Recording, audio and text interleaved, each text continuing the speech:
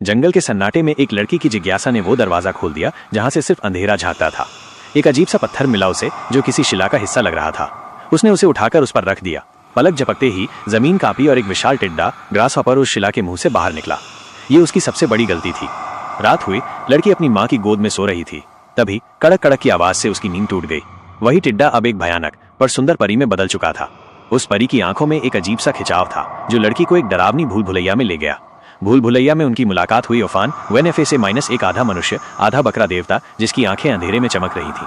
ओफान ने एक भयानक सच बताया, तुम कोई साधारण इंसान नहीं, तुम पाताल लोक के राजा की खोई हुई बेटी हो।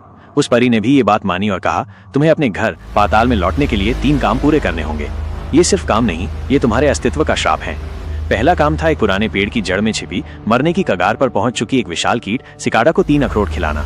लड़की ने बिना डरे गुफा में प्रवेश किया, लेकिन उसके अंदर अनगिनत कीड़े रेंग रहे थे। तभी पीछे से 1000 साल पुराना मेंढक आया। उसकी लंबी जीभ देखकर लड़की समझ गई कि वो भूखा है। चालाकी से उसने एक कीड़ा हाथ में दबाया और मेंढक को उकसाया। मेंढक ने लालच में आकर अपना पूरा पेट बाहर उगल दिया। उस उल्टी में से एक सुनहरी चाबी निकली।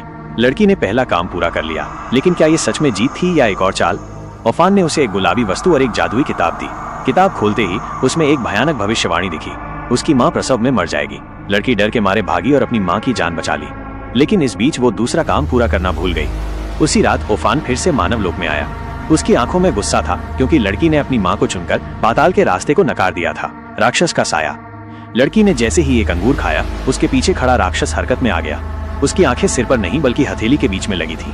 लड़की को बचाने के लिए परियां उस पर टूट पड़ी, लेकिन राक्षस ने उन्हें एक झटके में पकड़कर अपने मुंह में डालकर चबा लिया।